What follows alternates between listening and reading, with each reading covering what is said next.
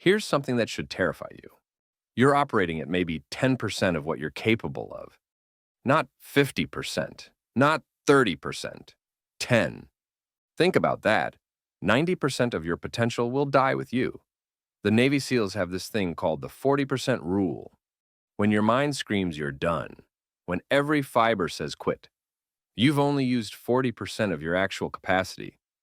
But here's the kicker. Most of us tap out at 4%. We quit at the first sign of discomfort. That burning in your lungs on the stairs, that's not exhaustion. That's your untrained mind lying to you. Right now, there's a version of you that's terrifyingly capable. A version that doesn't negotiate with alarm clocks, doesn't need motivation, doesn't even understand the word quit. That version exists. It's watching you right now, disappointed. You know what separates you from that version? Not genetics, not circumstances, not some mystical talent, just training. The same way a Navy SEAL isn't born different, they're forged different. Your potential isn't locked away. It's just untrained. Here's the uncomfortable truth. You're not tired. You're not too busy. You're not genetically disadvantaged. You're untrained. And that changes today. Chapter 1. Your brain is not your friend. From what I've learned, your brain is like a 2 million-year-old operating system, running in a world it wasn't designed for. Apparently, it's programmed for one thing: survival through comfort. And comfort is where dreams go to die.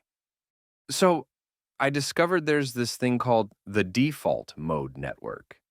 Sounds fancy, right? From what I understand, it's basically your mental autopilot.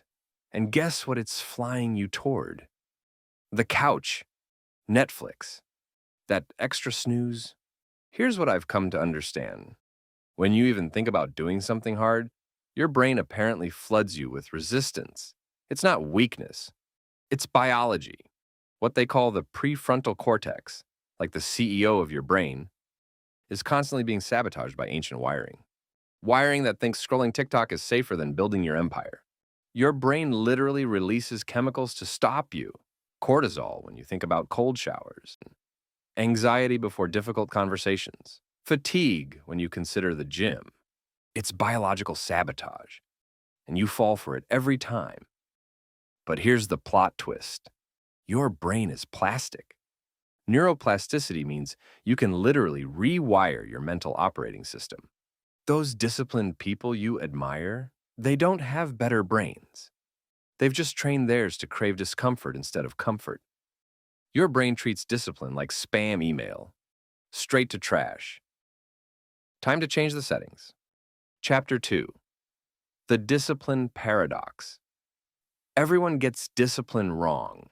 They think it's about grinding harder, white-knuckling through pain, being tougher. That's exactly why they fail. Here's the paradox nobody talks about. The harder you try to be disciplined, the faster you'll burn out. Why? Because you're fighting a war of willpower. And willpower is a terrible strategy. Think about it. You wake up with 100% willpower. By noon, you're at 50%. Had a stressful meeting? Down to 30%. By evening, you're running on fumes. No wonder you order pizza instead of cooking. Your willpower account is overdrawn. The research I've read calls it ego depletion. Every decision apparently drains you. What to wear? Willpower cost. What to eat? More depletion. Resist checking your phone? There goes another chunk. By the time you need willpower for important things, you're supposedly bankrupt. But here's what I discovered. Some researchers say ego depletion is mostly a myth. That discipline isn't about strength. It's about systems. The Stoics apparently knew this. Marcus Aurelius didn't wake up motivated. He woke up systematic. Discipline isn't about being strong. It's about making weakness irrelevant. When you build the right systems, you don't need willpower. You just need to show up. Chapter 3. Motivation is for amateurs. Let me destroy your favorite lie. Motivation is not coming to save you.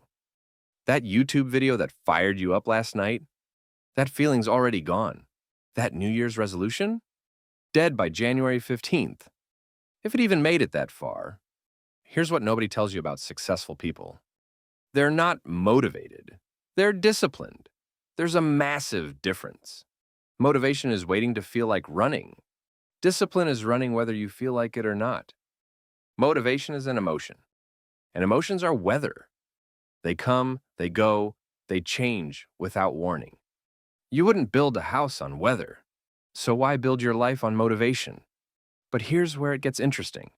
Discipline isn't about doing, it's about being. You don't have discipline, you become disciplined. It's identity, not activity. When you say, I'm someone who works out, instead of I need to work out, everything shifts. You stop negotiating with yourself. A disciplined person doesn't debate the alarm clock any more than they debate breathing. Studies I've seen show identity-based behavior change is supposedly 300% more effective than goal-based. Stop chasing motivation. Start building identity. Motivated people fail. Disciplined people succeed. Which one are you choosing to become? Chapter 4. The Spartan Morning Protocol. Your morning is a war, and most people surrender before they even open their eyes. The snooze button? That's your first defeat. Scrolling in bed? That's your white flag. Here's the Spartan Morning Protocol that actually works. First, your alarm goes across the room. Sounds simple? That's because the best strategies always are. You can't hit snooze if you have to stand up. Physics beats weakness every time. Second, cold exposure within 5 minutes. Not ready for a cold shower? Start with splashing cold water on your face. Your body's stress response becomes your wake-up call. Cortisol spikes. Alertness floods in. You've just biohacked your biology. Third, movement before consumption. 10 push-ups, 20 jumping jacks, doesn't matter. Move before you scroll, before coffee, before anything. This primes your prefrontal cortex for discipline, not distraction. Fourth, write your 3 non-negotiables. Not goals, not wishes. Non-negotiables. These get done even if the world ends. This isn't planning. This is declaring war on excuses. Your morning routine is your battle cry. By 6 a.m., you've already won 4 battles. Momentum is now on your side. The day doesn't happen to you. You happen to the day. Chapter 5. Embrace the suck. Comfort is a slow poison. It's just dressed up real nice. Every time you choose easy over hard, comfortable over challenging, you're not relaxing. You're decaying. The military has this beautiful phrase, embrace the suck. It means something profound. Stop running from discomfort. Start running toward it. Because here's what happens when you avoid all suffering. You become fragile, weak, breakable. Think about your ancestors. They dealt with predators, starvation, brutal winters. You stress about Wi-Fi speed. We've become soft in ways that would shock every generation before us. But here's the opportunity. Voluntary hardship makes you anti-fragile. Cold showers, fasting, hard workouts, these aren't just disciplines. They're armor. I learned about this concept called hormesis. Apparently, small doses of stress make you stronger. Your muscles grow from tearing. Your immune system strengthens from challenges. Your mind supposedly follows the same principle. Every rep in the gym, every second under cold water, every hour you fast, you're building a version of yourself that cannot be broken. Suffering is the price of greatness, and it's on sale. Most people just refuse to pay. Join our YouTube membership and get exclusive perks like early access to scripts, input on future topics about productivity, and connect with a like-minded community that gets it. Click join below and let's build your easier, more intentional life together. Chapter 6. The Phone Paradox. Your phone is a casino, and you're not the player, you're the jackpot. Every notification, every scroll, every refresh, that's a slot machine pull, designed by neuroscientists to keep you hooked. Here's the terrifying math.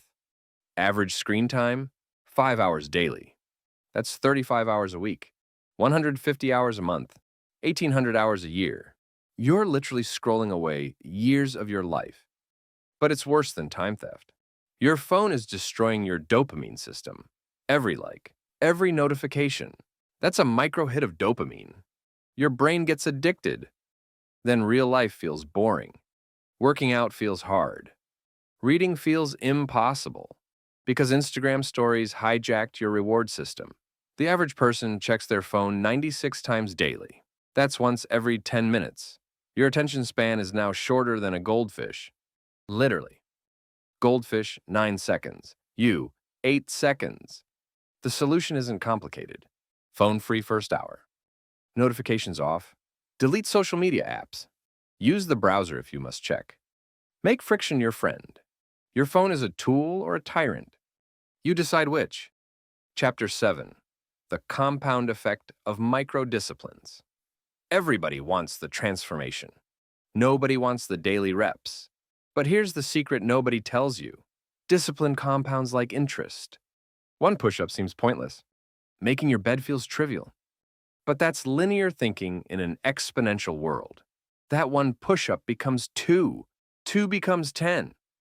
10 becomes a habit. Habits become identity. James Clear calls it atomic habits. I call it the discipline stack. Every small win builds on the last. Made your bed? That's discipline points. Drank water instead of soda.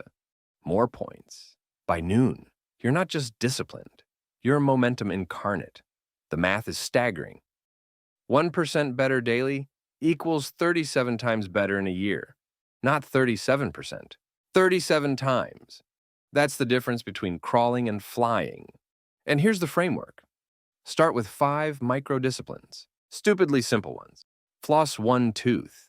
Do 1 push-up. Read 1 page. Sounds too easy? That's the point. Your brain can't argue with 1 push-up. But watch what happens. Success breeds success. Momentum builds momentum. 6 months from now, you'll be unrecognizable. Small disciplines create scary results because they compound into unstoppable momentum. Chapter 8. The Stoic Evening Ritual. Your evening determines your empire.